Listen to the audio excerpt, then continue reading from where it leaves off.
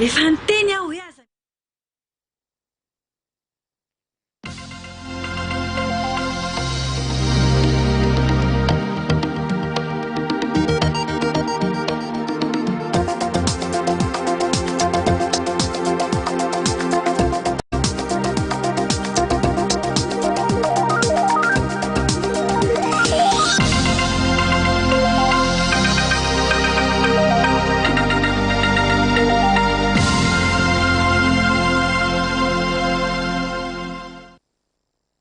ireo lohateny-baovao tsika avy hatrany amin'ity talata 7 aprily 2022 ity. Bokotany dimanjato isa no nozarain'ny filohan'ny fanavaozana ny Repoblika atao amin'ny faritra Iorombe. Ampiatra ny eta ny fivezivezena amin'ny tsenam-bola amin'ireo banky eto amintsika ny banky foiben'ny Madagasikara anamorana ny fampindramam-bola. Amin'ny zoma 10 aprily zao no anaovana ny fifidianana izay mpanao gazety isolo tena ny olavitra eo anivon'ny Seny.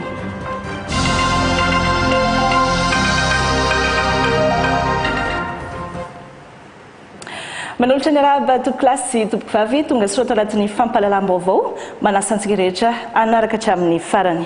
Araka ny fampitam-baovao izay vao nivoaka ny hariva teo dia notendrena ho secrétaire général ny COI na ny Commission de l'Océan Indien vaovao i Dr Ibrahim Norbert Richard isolo ani Edgar Zafindravay, secrétaire général ni COI teo aloha. I Dr Ibrahim Norbert Richard no secrétaire général ni COI fa 12 no tendrena avy amin'ny tolo-kevitra narosiny Madagasikara ary nankatoavin'ny firenena rehetra mpikambana ao anatin'izany COI izany. Marina fa diplomate matianina sy misongadina amin'ny sehatra iraisam-pirenena ary efa 70 taona ny lomanosina tao anatin'izay tontolo ny diplomasia izay i Dr Ibrahim Norbert Richard, secrétaire général ny COI vaovao. Fa ny hariva teo ihany koa dia noraisina teny amin'ny lapampanjakana Ambotsiroitra tamin'ny fomba ofisialy ireo fitaovana ara-informatika fanomezana avy amin'ny vondron'ny firenena mikambana izay famatsim-bola avy amin'ny PNUD ho fanohanana ny fanavaozana ny asa-panjakana eto Madagasikara. Ireo fanomezana ireo izay tafiditra anatin'ny tetikasa facilité d'assistance technique iarahan'ny fitondram-panjakana miasa miaraka amin'ny PNUD izay mikendry ny anamafisana ny fahaiza-manao eo anivon'ny androm-panjakana sy hanatsarana ny asa amin'ny alalan'ny nomerika.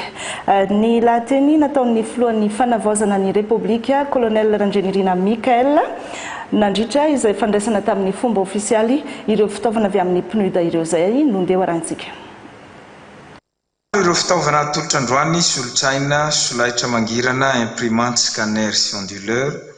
Entina fitaovana ny sampandra maro amin'ny fiadidina ny fanavaozana, ny primatura, ny ministera, ny ENAM sy ireo androm-panjakana maro samihafa ireo ary ampiasaina mba hanatsarana ny fampandehanan-draharaha sy ny fitantanana ny raharaham-panjakana. Raha malala fa ny fotoatsarotra ny lalovan'ny firenetsika nandritra ny taona maro dia nampiseho mazava ny fahalemen'ny rafitra ny tsy fahampian'ny fahaiza-manao ara-teknika sy fitarazoan'ny asa ary ny tsy fahalavorarian'ny haitao nomerika. Manoloana izany dia mazava ny vahaolana sy ny tanjona imasoantsika ankehitriny tsy na izany fa ny fanavaozana ny fomba fiasa. Ny fanatsarana ny fitaovan'ny mpiasam-bahoaka fonctionnaire zany izany ny fomba mahomby indrindra mba hiverenan'ny fitokisan'ny vahoaka indray amin'ny androm-panjakana ary mitondra amin'ny fomba fiasa manaraka ny toetrandro sy mahomby ary tena manakaiky ny olom-pirenena. Izany ny lalatsaina nanorenana ny tetikasa facilité d'assistance technique ny arahana amin'ny PNUD izay mikendry ny anamafisana ny fahaiza-manao eo anivon'ny androm-panjakana sy anafainganana ny asa amin'ny alalan'ny nomerika ary anohanana ireo fiovam-penitra takia ny fampandrosoana maharitra. Ankoatra ny fampiasana ireo fitaovana dia fomba fiasa sy fisainana avokoa no takina amintsika mpiasam-bahoaka. androany satria ny fanavaozana dia fitantanana miorina amin'ny fahombiazana sy ny mangarahara ary ny tamberina ndraikitra ahitam-bokatra tsara ho an'ny vahoaka. Anisan'ny tanjona napetratsika koa ny fanatsarana ny fandrindrana ny asa ataon'ny fanjakana sy ny ady amin'ny kolikoly ary ny fanorenana tontolo mahasarika ny fampiasam-bola sy miantoka ny fampandrosoana. Tompoko lasy tompoko vavy, ny fanavaozana any Madagasikara dia tsy vitan'ny kabary fotsiny fa tanterahina amin'ny alalan'ny asa mivaingana sy fanatsarana ny fomba fiasa amin'ny alalan'ny hetsika tahaka izao, miorina amin'ny fiaraha-miasa akaiky eo amin'ny fanjakana ny vahoaka ary ireo mpiara-mombonantoka izany. Vaovao latsaka vao minitra vitsy teo moa ireny narantsika ireny. Fandriva irenantsika ary ny akon'ny fitsidiana nataon'ny filohan'ny fanavaozana ny Repoblika tany amin'ny faritra Iorombe. Afaka manatona ny fiadidiana ny fanavaozana ny Repoblika ireo olona manana olana ara-tany na adi-tany na tany nisy nangalatra. Raha nambaran'ny filohan'ny fanavaozana ny Repoblika Mikael Randrenirina tamin'ny tafa izay nifanaovany tamin'ny vahoaka ny Osy omaly alatsinain'ny Paska. Boky tany 500 isa ihany koa no nozaraina tany an-toerana anaporofona fa manome malalaka ny tany ho an'ny malagasy tompon'ny Madagasikara ny fitondrana amin'izao fotoan'izao. Nahitsy ihany koa ny afatra avy amin'ny filohan'ny fanavaozana ny Repoblika ny amin'ny hanomezan-danja sy iainana ny kolotsaina sy ny soatoavina malagasy indrindra ny isam-paritra mba hampisosa ny fampandrosoana. Ny tea mavavy sy Fenora Malala. Lara-pameana amin'izao vanim-potoana ny fanavaozana izao, ny fanomezan-danja ny fampandrosoana ifotony, isan'ny ezaka tao amin'ny fitondram-panjakana, ny fampiakarana tsikelikely hatrany amin'ny 420 isan-jato, ny teti-bola tokana ho an'ny vondrom-bahoaka hitsinjara-pahefana. Ilaina ny fanaraha-maso, andreo tatao-ketrana tokana ho an'ny komuna sy ho an'ny faritra, azo avy amin'ny fitrandrana Renakibon'ny tany, raha nambaran'ny filohan'ny fanavaozana ny Repoblika, ny kolonel Randrenirina Mikael, nandritra ny feonany tamin'ny vahoaka ny Osy. Eo amin'izay fanatsarana ny asa tao amin'ny vahoaka izay dia notolorana solosaina 50 ireo sampandra-panjakana eto amin'ny faritra Iorombe. Fa nisan'ny dingana lehibe amin'izay fampandrosoana ifoton'izay ny fanomezan-danja ny kolotsaina isa-paritra no marian'ny filoha fa ny fiadidiana fanavaozana dia efa manome lanja manokana ny teny malagasy. Vahoaka malala sy miaina ny fototra ny aingany dia afaka mamaritra ny lalana tiany izorana ary ireo firenena sangany amin'ny fandrosoana maneran-tany dia miaro fatratra ny kolotsainy tsy ho voazimbazimba ny kolotsainy hafa. Ho fanatanterahana izany dia reto ny fanapa-kevitra ho raisitsika amin'ireo andro rehetra manamarika ny tantaram-pirenena dia omentsika lanja ny manokana ny kolotsaina malagasy amin'ny alalan'ny fomba fitafy sy ny hetsika ara-javakanto. Izany dia ho atomboka atsika amin'ny fahaenina amby 20 jiona ho avy izao hoentina hanamariana ny fahaenina amby 20 taona nazahoan'i Madagasikara ny fahaleovantena.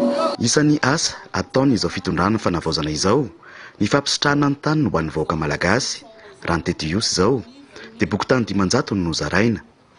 Misy ihany koa ny ezaka famerenana ireo tany isy nangalatra amin'ny tena tompony. Anisan'ny ezaka lehibe ataon'ny fitondram-panjakana araka ny teny nataony Andriamatoa filohan'ny antenimera-pirenena teo ny famerenana ny tanitsika rehetra. Ankileny teny zao nisy tany ho ana fianakaviana 720 na lain'olona any amin'ny tribonaly any izy maka azy na verina izany ho an'ny mponina any Ankily ao ho zaranay atoato zany taratasy zany. Ka izao ho atsika zay misy mangalatra ny tany mahatsapa ianao fa taninao nangalarin'olo manana anao taratasy manatonana ianao fa verinay aminareo taninareo io. Nandritra ny dian'ny filohan'ny fanavaozana ny vady teto Iosy dia tsy adinon'izy ireo ny fitsinjovana manokana an'ireo olona sahirana sy marefo ka fianakaviana 550 no nahazo tohana izay fiara-miasa amin'ny ministera mponina sy ny firaisan-kina. Tsy tokony ho zarazarain'ny hevitra tsy mitovy ara-politika ny malagasy ambaran'ny filohan'ny fanavaozana ombieny io fa tokana ihany koa ny fahavalo eto Madagasikara sy eo amin'ny samy malagasy dia ny fahantrana. Antsoavo no nataon'ny filohan'ny fanavaozana ny Repoblika ny Colonel Randrianirina Mikael nandritra ny tafa nataony tamin'ny vahoaka ny Osiany tamin'ny faritra Iorombe fa ilaina ny firaisankina sy ny fiombonantsaina iarahana mampandroso ny firenena. Ny votoatin'izay antso nataony izay. Mitodika aminareo zanaky ny faritra aho hamafiso ny firaisan-tsaina sy firaisapo ifantoy hatrany ny fampivoarana sy fampandrosoana ty faritra ty mba tsy ho latsa-danja amin'ny faritra hafa ary mba hanana ny toerana mendrika azy. Andao isika fampitantana miaraka ho any amin'ny fanavaozana ny ty faritra ty aoka ny zanaky ny faritra tsy anaiko zarazaraina amin'ny fandranitana ara-politika sy atao fitaovana iarovana tombotsoa manokana. Ireny ny akom-baovao tany Osy fa iveneto Antananarivo isika iankinandoha ny siansa amin'izao vanim-potoana iainantsika izao.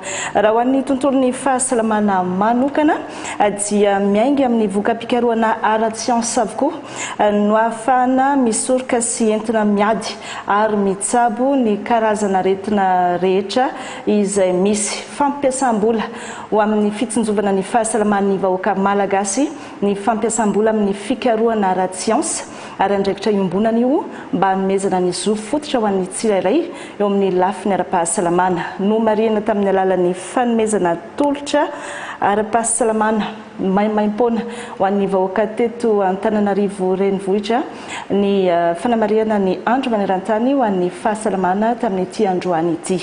Nakansary Firarzaona. Efa ho 5 taona zao no nahatsapany ity raim-pianakaviana ity tsy fahasalamana tamin'ny vatany. Mora sempotra izy, fanipanina ary mikohaka matetika. Tamin'ny 4 ora sasany maraina izy no niala tany ankady Volobebe Ravina. Tonga iza fahasalamana maimaim-poana teto amin'ny Kianja Bary Mahamasina. Sempotra foana zany rehefa mandeha dia sempotra, rehefa napatany toka dia sempotra. Tamin'ny niala tany rehefa nataony jerena ny fizahana anazy dia jerevana dia ambony tension misy tosi-drasa izy dia 16-10 ny tension dia zay ilera mifanaramaso anazy dia mila mila panafody mila panafody foana izy tsy tokony tsy tapaka dia le sempotra teneny zay koa dia asiana fanafody arak'izay koa mila anazy. Vita ny fizaham-pahasalamana ny azo ny farmasia avy hatrany na kahiro fanafody sahaza. Voray daholo le fanafody. Manao ny papapo?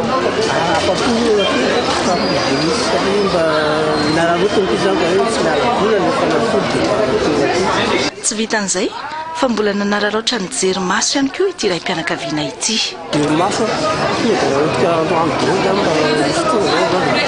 Toy ireny ny fampiarana ny atao hoe zo fototra ho an'ny isam-batan'olona. Mahazo fitsaboana tsara kalitao sy manakaiky ny vahoaka fa omendanja manokana amin'izao vanim-potoana iainantsika izao ny siansa sy ny tontolony izay tsy afa-misaraka amin'ny fahasalaman'ny olombelona sy ny zava-mananaina. Miainga amin'ny valin'ny fikarohana ara-tsiansa avokoa manko ny fampivoarana sy ny fampandrosoana amin'ny lafiny rehetra. Ankehitriny tsy azo saraina amin'ny fahasalamana ny siansa. Ny siansa no manome fahalalana, manoro lalana ary mitondra vahaolana maharitra. Ny siansa no ahafahantsika miady amin'ny aretina, manatsara ny fitsaboana, manatsara ny fitiliana ary miomana amin'izay loza mety hitranga.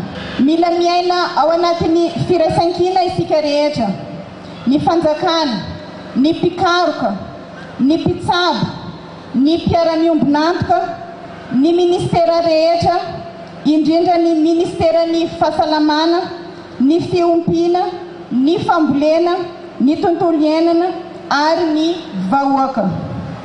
Samy manana ny anjara biriky entiny anamafisana ny fahasalamam-bahoaka sy anoanana ny siansa isika tsirairay avy.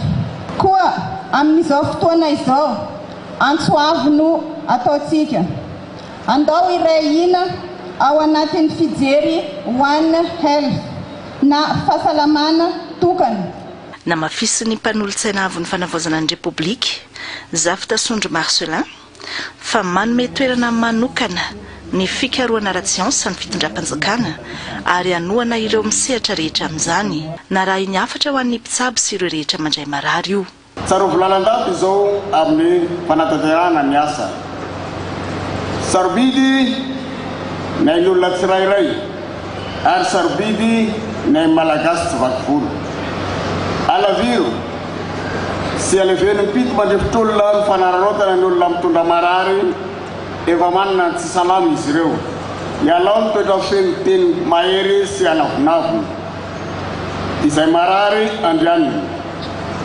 Koa mino somatoky izahay fa ampitiavana sy ampifaliana hatrany no andraisantsika izay marary rehetra tonga eny amin'ny toeram-pitsaboana rehetra eny. Aza donena fa isika no iankinan'ny olona tsy salama sy ny fianakaviana. Ny fahaizana sy ny traikevananatsika no itokiany. Noho izany dia toetra mendrika sy mahitsy hatrany no entitsika manatanteraka ny asa mba ampilamitsaina azy ireo ka mitondra fasitranana ho amin'ny marary. Ny fitondram-panjakana dia manamerika tanteraka amin'ny kolikoly amin'ny endriny rehetra. Aoka ny rehetra samy hatsapa fa tsy rariny ny fanararotana ny olona manatona toeram-pitsaboana. Andao irahina ho an'ny fahasalamana sy anoana ny siansa. Io no loha hevitra nankalazana ny andro maneran-tany ho an'ny fahasalamana tamin'ity taona ity no mariana teto Antananarivo renivohitra narahina hetsika fizahan-pahasalamana sy fitsaboana maimaim-pona. Zany mikasika ny fahasalamana iresaka ny manodidina ny solika sika misy fiantraikany amin'ny vidy solika sy ny fitaterana solika maneran-tany ny zava-misy any Moyen-Orient amin'izao fotoana izao. Tsy mifanaraka amin'ny zava-misy maneran-tany intsony ihany koa ny fanitsiana ny vidy solika izay napetraka eto Madagasikara na ilay mécanisme d'ajustement des prix sy ny fourchette d'ajustement de prix nampiarina hatramin'izay mba hitsinjovana ny fahefa-mividin'ny malagasy dia nanapa-kevitra ny fitondram-panjakana malagasy tsy hanova ny vidy solika ny vidiny farany ambony izay avoakan'ny OMH isam-bolana. Griffin Bakolniena.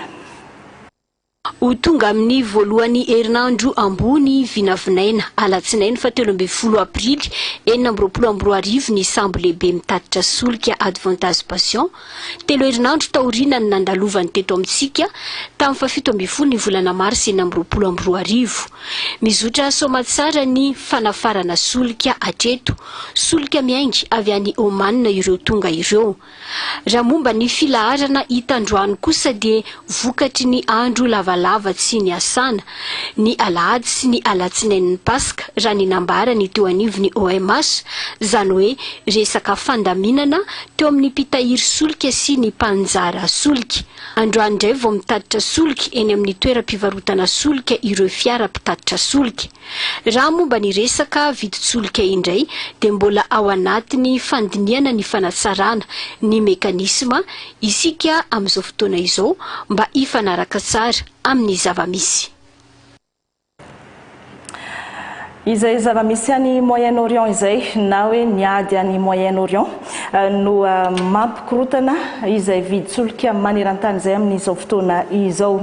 Tsy hiverina amin'ny fanapahan-kevitra noraisiny momba ny fampitandremana ny Iran ny filoha amerikana Donald Trump hifarana an'io amin'ny misasakalina tokoa ny fepitona nomeny farany na ny ultimatum ka efa mandrangaranga anapotika ny Iran tanteraka ao anatiny indray mpimaso i Donald Trump rehefa tsy misy ny marimaritra iraisana manoloana ny fanokafana ny Détroit d'Ormuz izay lalan-dranomasina mitondra ny solika ny akamaroan'ny solika rehetra eto amin'izao tontolo izao zany.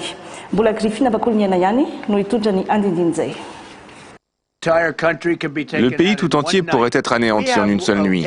Valo amin'ny telopolo andro ny sy ny ady ao Moyen-Orient mandrahona ny amotika tanteraka ny tanànany Iran anioalina ny filoha Amerikana Donald Trump araka ny fampitandremana efa nataony sy narangarangany raha tsy manaraka ny fifanarahana i Teheran amin'ny fanokafana ny Détroit d'Ormuz. Nambarany fa efa manana drafitra matipaika anapotehana ny Iran izy manomboka amin'ny fampikatsoana ny herinaratra sy ireo rehetra izay ilain'ny ponina any an-toerana any.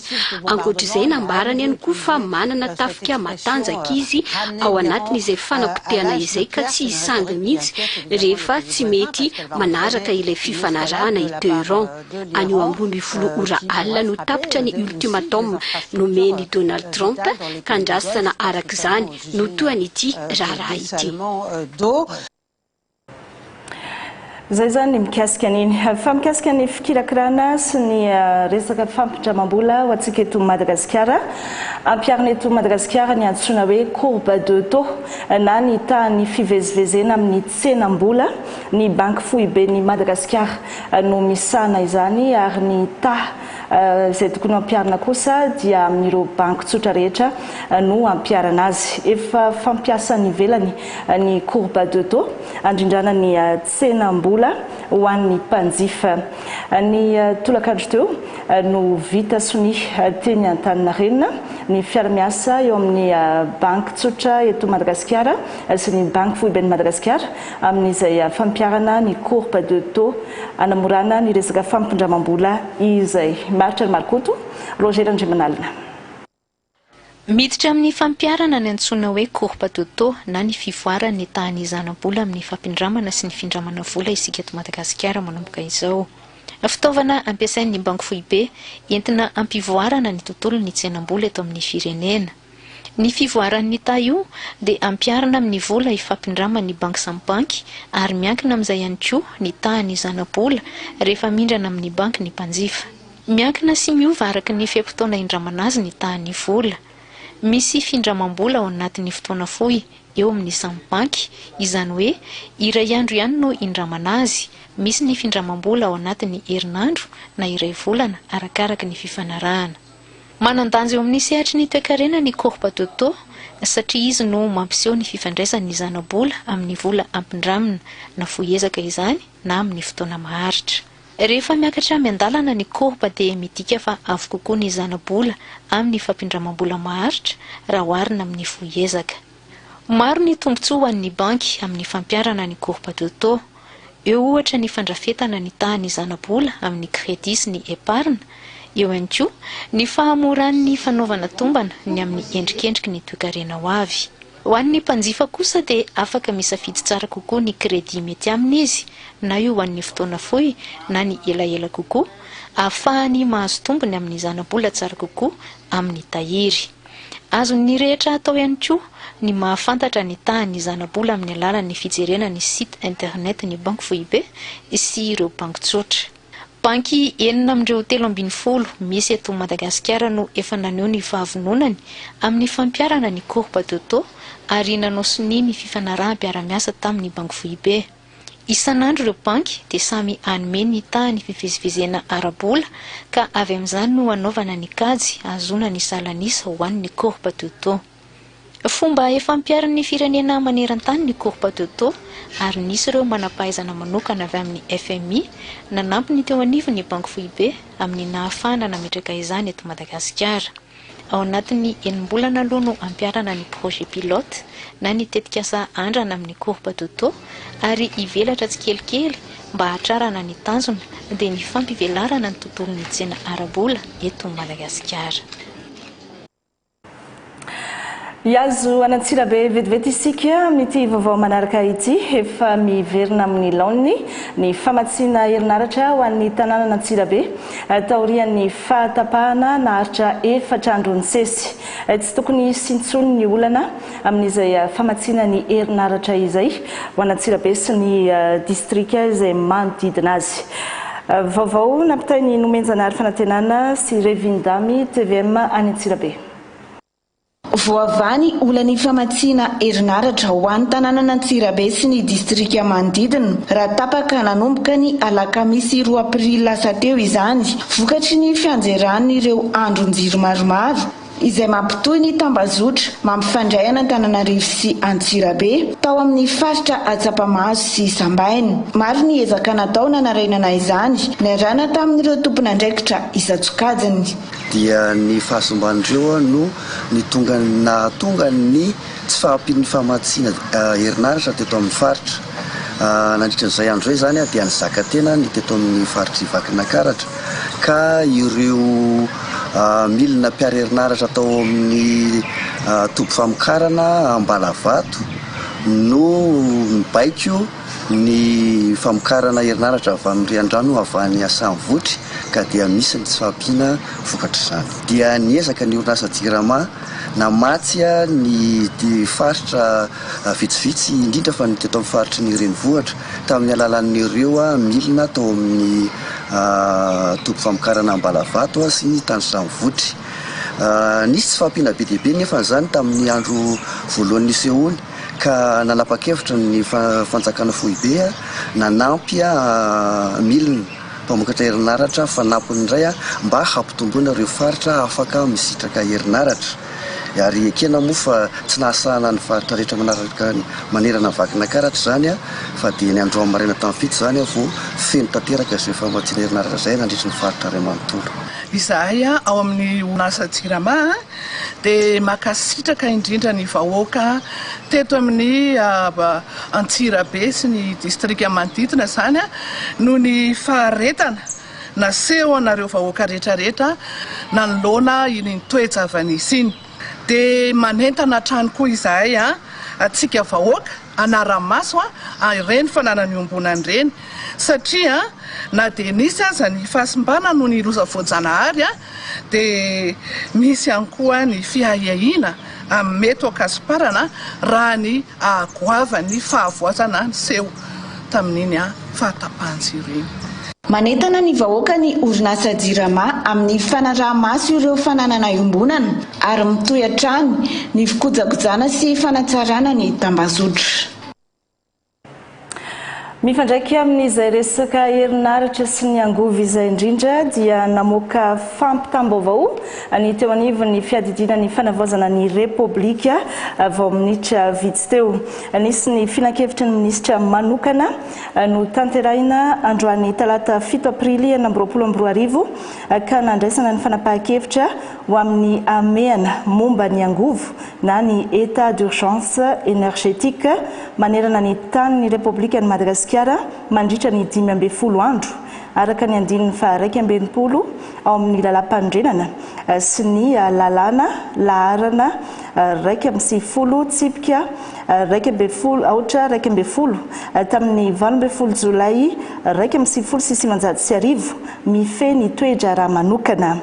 Izao fanapahan-kevitra izao dia noraisina taorian'ny fahatsapana fa miaina anaty krizy lalina vokatry ny tsy fahatombanana eo amin'ny famatsiana angovo manerana nosy isika amin'izao fotoana izao no niady any Moyen-Orient izay miteraka fikorotanana eo amin'ny fitohizana amin'ny tokony ho izy amin'ny tolotra eo amin'ny asa ny sampan-draram-panjakana manan-danja manokana sy eo amin'ny fizotry ny toe-karem-pirenena ka misy fiantraikany amin'ny fiainana andavanandro ny vahoaka malagasy.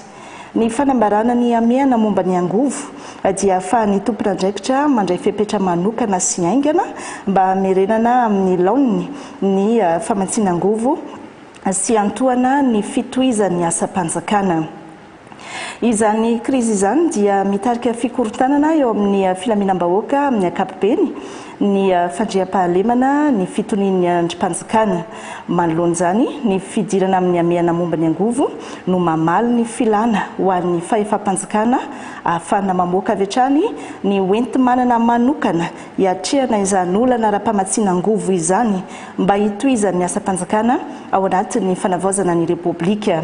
Tsara ny manamarika fa efa nahazona ny fankatoavan'ny filohan'ny antenimieram-pirenena sy ny filohan'ny fitsarana avy momba ny pandrenana ity didim-panjakana mikasika ny ameana momba ny angovo ity fampitam-baovao ny voakandroany teto Antananarivo 7 aprily 2024 nampitainy taleny serasera eo anivo ny fiadidiana ny fanavaozana ny République Radjasan Henri Laurent.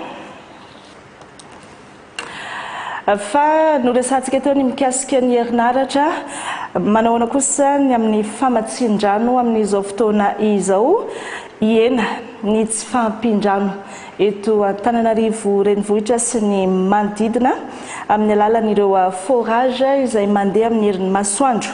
Isan'ny sitraka izany ny eny Amboditsiry sy Ambatomainty ato anatin'ny boriboritany fahadimy ho Antananarivo renivohitra zany ankoatra ny fametrahana ireo fotodrafitrasa ataon'ny JIRAMA amin'izao fotoana izao ny eny Mandro Seza izay efa ho vita amin'ny farany ity volana ity fotodrafitrasa manakaiky ny vahoaka famatsim-bola ny fitondram-panjakana madiodio. Mirandry Anjafy Firadzaona. Tena fijaliana tamin'ny rano aloha zany dia tena mitotoperako ny lavadrano no mitady rano. Efa taraiky zany ny vombona dia mitady rano eraky ny lavadrano. Efa antoana maro ty sefoboky ity no niainan'ny mponina eto Amboditsiry izay tsy fampindrano izay. Matona zany le problème-na rano teto amin'ny fokotanina Amboditsiry dia izay hoe nisy le bombonina aloha tamin'ny voalohany fa rehefa tsisy iny dia eny amin'ny dobo ny vahoaka ny maka. Vaza olan'izay ho andram-ponina eto Amboditsiry sy eto Ambatomainty amin'ny fahazahoana ireo forage manakaiky vahoaka izay mandeha amin'ny herin'ny masoandro ary afaka manome rano hatramin'ny olona 400 fotodrafitrasa izay manome rano 2 metatra toratelo isaky ny ora iray. Mitaraina ny malagasy amin'ny fatapahan-drano ka ny fitondram-panjakana amin'ny alalan'ny ministera dia manolotra fotodrafitrasa ety fotony toy ny atao hoe forage de proximité. Forage anankiroa zany natolotra raha ny androany dia teto amin'ny boriboritany fahadimy Amboditsiry sy Ambatomainty. Ny fitondram-panjakana no mamatsy arabola ireto fotodrafitrasa ireto ary ny fokontany no nametany raha ny teto Ambatomainty. Tonga ny hoe eto Ambatomainty satria tsisy tany afaka anaovana satria tanin'olona daholo. Fa ity zany any fokontany maleo tena mihitsy ty tany ity dia naleoko teto no natao. Hotoizana amin'ny fokontany izay mbola tsy manana ny fametrahana fotodrafitrasa toy izao eto andrenivohitra hoy ny minisitra fa toy izany ihany koa ny any amin'ny faritra toy ny Anomenabe atsimo andrefana ny faritra avaratra izay isitraka izany tsy hoela. Ankoatr'izany dia efa misy ny fanoloana ny fontsona eto andrenivohitra izay ataon'ny JIRAMA sy ny famitana fotodrafitrasa eny Mandro Seza izay ho vita amin'ity volana ity. Ho avy tsy hoela ireo fontsona 4 kilometatra eto andrenivohitra ka ampitombo ny resaka famatsin-drano. Resaka jono sady tsy diantsika ny any amin'ny tapany avaratry ny nosy iny tafakatra 420 tonne ny vokatra azo tamin'ny trondro mahaloky voaramaso tanatin'ny iray andro monja ny sokafan'ny taom-panjonoana. Manana tombony betsaka isika eto Madagasikara raha ny arenan-dranomasina no resahana fa ny fitrandrahana azy no ilaina fitantanana sy paikady madio maharitra ary matotra raha nambarany ministry ny Jono afaka pandrosoana tsara ny nositsika izay arenan-dranomasina ananan'ny Madagasikara izay. Lucien Tongaravo, televiziona malagasy any Ambanja. Nisokatra tampombo ofisialy tamin'ny voalohan'ny volana aprily lasa teo ny taom-panjonoana nentim-paharazana ataona 420 amin'ny Jono trondro mahaloky aty amin'ny tapana avaratra andrefa amin'ny faritra Diana eto amin'ny komina ambanivohitra ny Tafiambotrona Osfaly amin'ny distrikana Ambanja. Zava-dehibe zany ny fitantanana maharitra ny arenana ranomasina mba hivelomantsika ary azondraka toeranakafara mandimby koa misitraka an'izany arenana ranomasina zany. Ny Saromarina mantsy dia manana herizika lehibe sika eto Madagasikara na eo amin'ny lafin'ny fivelaran'ny ranomasina na amin'ny fahabesan'le harena ao anatiny mba hampandrosoana Madagasikara. Atao hoe nitodiana ivovo misy ny ranomasina saiky ny fantoka nakany an-tanety ny fampandrosoana na fanavaozana eto Madagasikara dia hametraka lalina sika zany hoe ahoana ny azona mitrandraka ny arenako Madagasikara ny arenako ranomasina azo ahoana ny vahoaka malagasy indrindra sy roborobony toekarenty Madagasikara avy amin'ny alalan'ny fitrandrahana zany renana ranomasina zany. Nanambara ny tompona andraikitra avy amin'ny ONG Blue Venture Sambanja fa efa mandeha ny fikobabiana, misy ny vondron'olona ifotony, nefa misy ny tsy manaja na manao tsinotsinona na manao tsindry ireo vondron'olona ifotony ireo. Eto dia ataony antsoava ho an'ny rehetra. Sy tombosoan'olona irery na fikambanana tokana na fikambanana visivisy ny fitantanana ranomasina. Ka tokony ahatsapa raha misy vondron'olona na misy fikambanana manao ezaka mitantana ny ranomasina dia tokony ho ampiny izy satria sy tombosoa anazy irery io fa na ianao sy te hanazany io rafitra sy paikady apetraka io ara dia isany isitraka ny tombosoan'io any arinany na amin'izao ara dia fa tokony isitraka azy. Hitasika tsara zao ohatra hoe raha manjony mahaloky dia fantasika amin'ny fotoanany kafanazy dia ambony dia ambony ny vokatra. Amin'ny toerana maro samihafa eto Madagasikara ny faritra rehetra misy fiarovana dia ambony ny vokatra. Ny tolorany ONG Blue Venture Sambanja solosaina roa ireo fikambanany mpanjono eto Antafiambotra. Ambara koa fa eo amin'ny 40 taonana ny habetsahany vokatra trondro mahaloky azo voaramaso tanatiny ray andro. Fa manana ny toerany amin'izao fitondrana ankehitriny izao ny tanora sy ny heviny hikatsahana ny fampandrosoana sy hitondrana ny fanavaozana ny firenena. Tafiditra anatin'ny politika ny fanjakana mijoro ankehitriny ny fampanananasa ny tanora. Ny fantoka amin'ny fitadiavam-baolana maritra sy mifandraika amin'ny vantana amin'ny filan'ny tanora amin'izay fampananasa izay indrindra ny fionana manokana teo amin'ny ireo mpitolona Génération X, Y, Z sy ny ministry ny asa ny fampanananasa sy ny asa-panjakana raha nandalo tany Manakara ny tenany. Rokira Tianjanary, TVM any Manakara. Nandritra ny fandalovan'ny ministra ny asa fampanananasa sy ny asa-panjakana Andriamatoa Denis Franconio teto amin'ny faritra fitovinany dia ny haona tamin'ireo mpitolona sy ny Génération Z, X, Y eto Manakara ny tenany ny haino ny hetaheta sy ny marary azy ireo mba hikatsaham-baolana amin'izao fitondrana mijoro ankehitriny Republiky ny fanavaozana izao. Anisany nitondrana izy ireo fitarainana ny fanatsarana ny tontolo ny sapanjarahan'ny asa ny fampanananasa sy ny asa-panjakana. Eto moa zany izahay nitarika an'iregny atolona tato agnatin'ny faritra fitovinagny faly zany izahay satria noraisiny ary sy nataony ambany zavatra nandritra ny fandalovany teto. Goavana indrindra zany fonction publique zany ary azo agnanovana réforme tsara satria izahay dia nangataka nisiany décentralisation ny resaka fanaovana agrément ny rehetrarehetra. Nangataka koa izahay mba izy elevana keka alignemana grille indiciaire satria isany tarainana zany ary isany verimberina tampitolona zany nandritra an'iregny esika regny afarany isany fangatana moa zany nataonay tamin'ny ministre ny fonction publique mba hidecentralisena zany ny resaka fanomezana ny équivalence satria sarotra ny fikarakarana diplôma eritreretra hoe aty amin'ny faritra fitovinagny ianao da miantoka frais mitondra vasy akatrany Antananarivo hangalana équivalence na diplôma ary amin'ny fonction publique. Nampanantena fa hijery ny marary azy ireo ny ministra ny asa fampanananasa sy ny asa-panjakana. Izy raha teo koa moa ministra Piahy aty amin'ny faritra atsimo atsinanany Madagasikara. Ny resaka fandriam-pahalemana indray no ndeha andalovantsika any amin'ny faritra Sofia iny navaozana ny dinaparitra Malainkalatra Besabo any Sofia ary ao anatin'ny fampivondronana ireo zanaky ny faritra indrindra ny tompona andraikitra ny faritra amin'izao fotoana izao mba isian'ny firaisankina ka ahafahan'ny olona miasa ampatoniana sy anaty fandriam-pahalemana. Lakile ny fampandrosoana ny faritra Sofia io dinaparitra io izay natao laharam-pahameana araka ny fanadihadiana tany fotony nataon'ny namana Mbintso Andriamaservelo sy Stéphane Alphonse.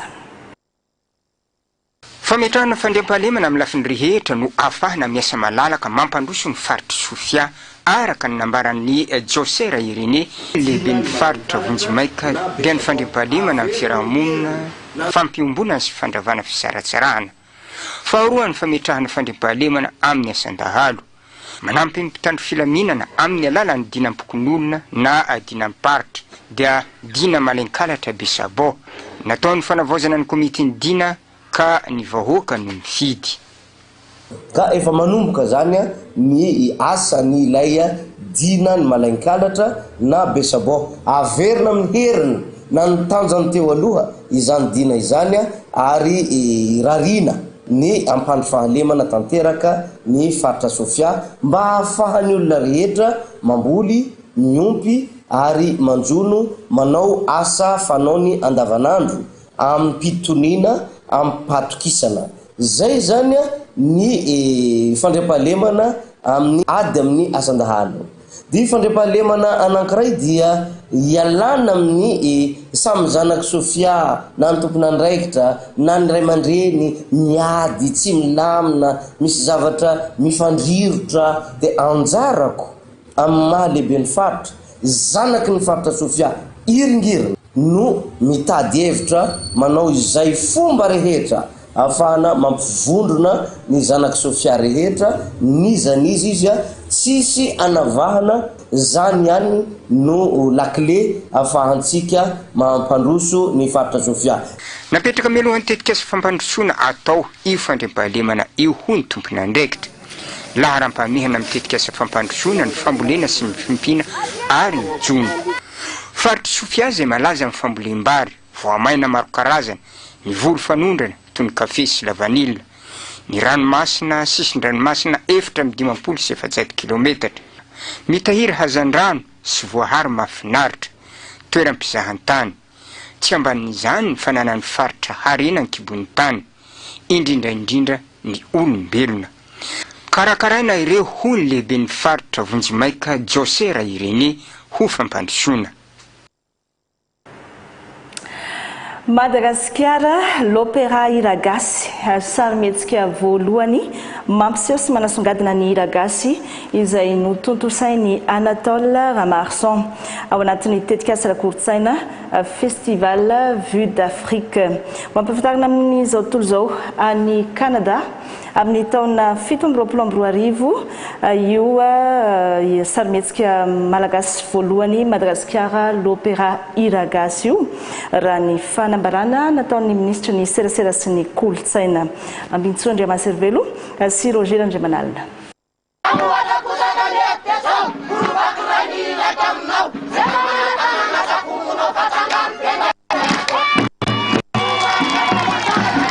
ity no sarimihetsika voalohany mampiseho sy manasongadina ny Iragasy izay zavakanto malagasy feno ary voatsikajy olova ara-kolontsaina tsy azo ampahitanana ao amin'ny UNESCO zavakanto nipoitra avy any ambanivohitra vokatry ny tany ny fiainana andavanandro ary mitahiry ao anatin'ny tantara ny sotoavina ary ny maizy sy ny vahoaka iray ny Iragasy arak'izany ny Iragasy dia tsy fampisehoana fotsiny fa feo velona fatserovana iombonana ary kolontsaina velona izay tantaraina iraina ampitaina amin'ny taranaka mifandimby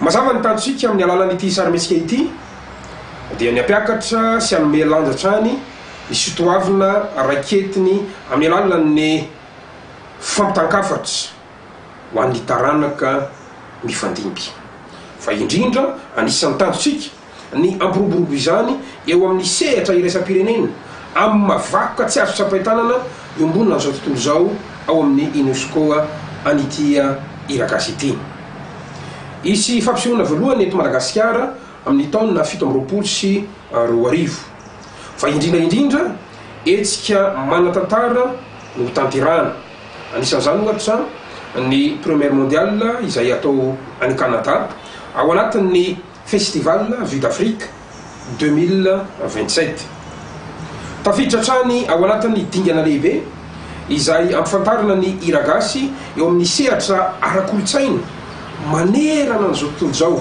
manerana tany izany itsakilany mahazo fanohanana stratégique lehibe tsika ankehitriny ny festival Vue d'Afrique dia nanaiky anoana ity tetikasa ity amin'ny fanomezana fahitana mamaimpona azy ao anatin'ny katalogny ofisialy izay zaraina manerana ny tontolony francophone etsika lehibe izany midika fankatoavana izany ary indrindra manokatra varavarana ho an'ireo matianina amin'ny sarymetsika manokatra varavarana ho an'ny mpiaramombonantoka manokatra varavarana ho an'ny androm-panjakana ary ho an'ny mpijery iraisam-pirenena izay mitady ny kolotsaina vaovao ary arotona araka izany ny fotoana tahak'izao hatramin'ny faraky amby folo ny volana aprily manana fotoana antsika anamafisana ny serasera ampitombonina ny fahitana ary ihany koa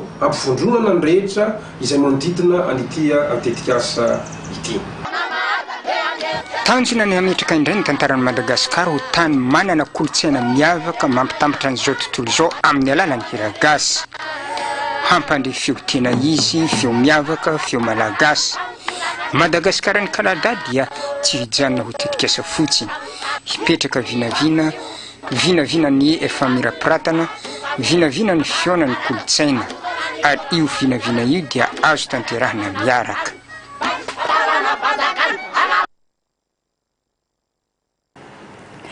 efa lasa lavitra ny sarimetsika malagasy sy ny hira gasy araka izany fa amin'ny zoma 10 aprily zao no anatanterahana ny fifidianana izay mpanao gazety isolotena ny olavitry ny mpanao gazety ao anivon'ny seny na ny vomiera malotena misana ny fifidianana anana solotena iray ny OGM ao anatin'izany nampahafantariny komity mpikarakara ny fifidianana androany tetsy Ambohida ireo ny rotsaka hofidiana ka na fen'ny fepetra vola faraso sy Ridza Rakotsono nanao ny angom-baovao da enina tamin'ireo fito na tonga tota taratasy no nafeny fepetra afaka ifaninana amin'ny fifidianana izay hosolotena ny mpanao gazety eo anivony vomiera mahalotena misana ny fifidianana na ny seni tatitra nataon'ny komity mpikarakara ny fifidianana ahitana mpikambana 20 solotena ireo fikambanana mpanao gazety ara-dalàna manerana ny nosy ny ray tamin'izy ireo dia voatery no lavina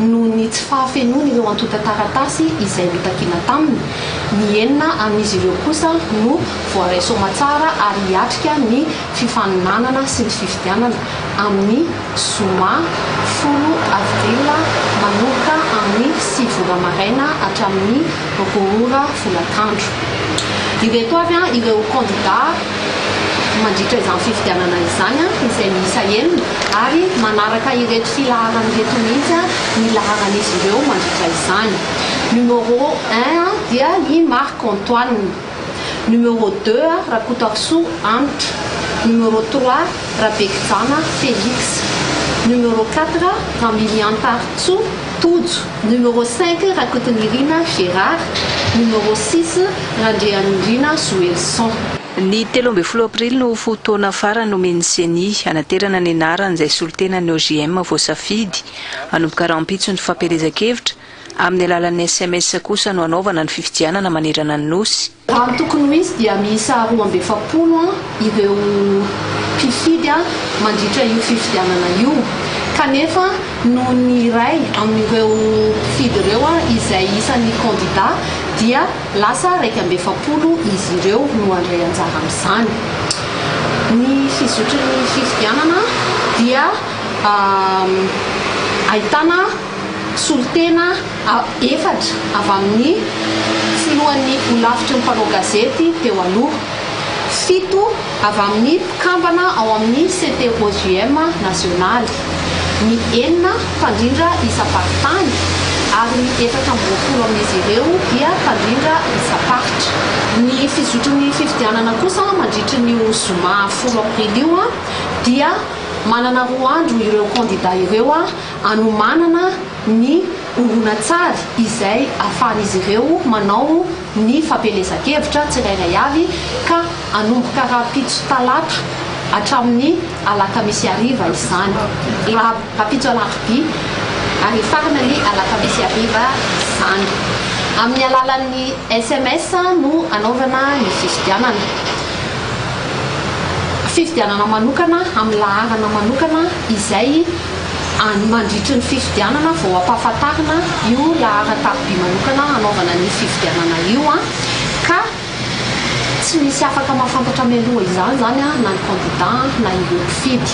Marina fa mitazona ho tsy ambaratelo ny voka-pifidianana ny komite mikarakara. Ireo mpikambana eo anivon'ny CTOJM no anatitra ny valim-pifidianana eny amin'ny CENI. Ny solotenan'ny OJM eo anivon'ny CENI izay anana ndraikitra manandrify azy amin'ny fanaraha-maso ny fifidianana rehetra ho atao eto Madagasikara. Iny koa no manakatona ny fampahalalam-baovao tamin'ny ity alina ity ankasitransika rehetra nanaraka hatramin'ny farany. Ankasitrana ihany koa ireo ekipa niarana natontosa manome fotoana ho anao amin'ny raha mpitso indray mirary soary tompo klasy tompo vavy.